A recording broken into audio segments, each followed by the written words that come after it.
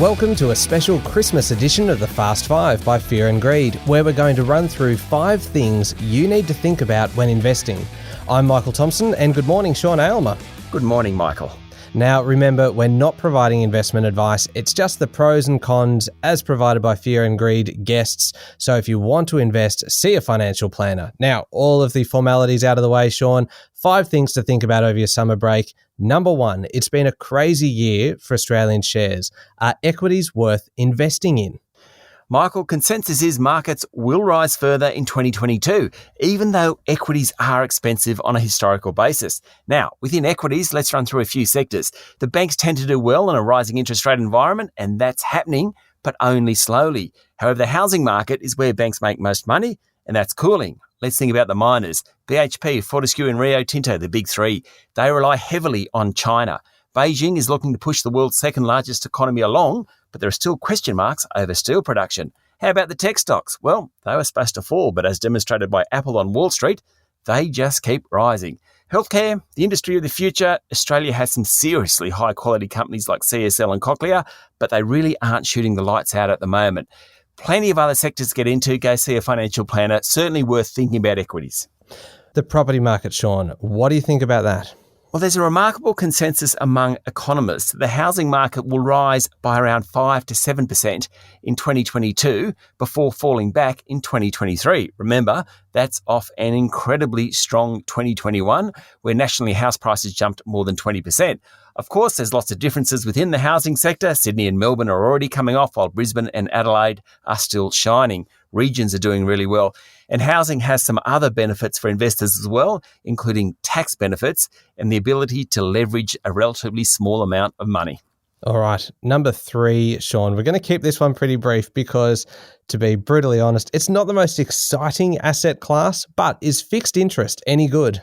Oh, don't be so mean. In this category, we're talking about bonds and bank deposits and even annuities.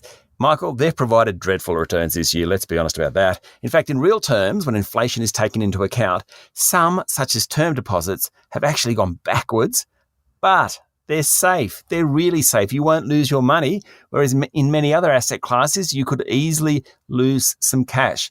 Will things get much better over the next year or so for fixed interest? Not really, according to the experts. Okay, number 4, from steady to the very unsteady, cryptos. Well, they have returned more than pretty much any other asset class over the past 12 months, but they are volatile. A millionaire one day, a pauper the next. Buyers beware. Where bonds are safe, cryptos are quite the opposite, and there's all sorts of cryptos, some that are even less safe than others.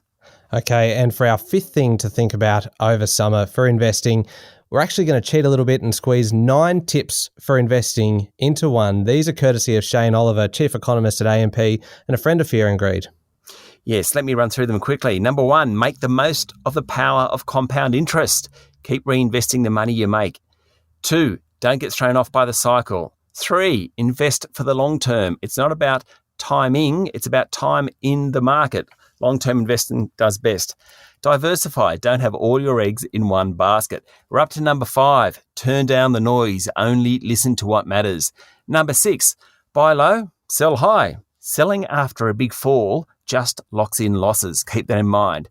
7. Beware the crowd at extremes. Shares bottom at the point of maximum bearishness. Beware of that. 8. Focus on investments you understand and that provide decent, sustainable cash flows.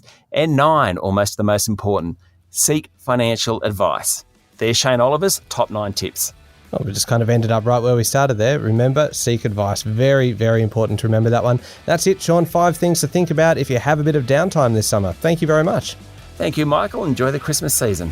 Thank you. It's Christmas 2021. Remember to hit follow on the podcast. It may be the summer holidays, but we'll be with you every day with a new episode each morning. I'm Michael Thompson, and that was the Fast Five by Fear and Greed. Have a great day.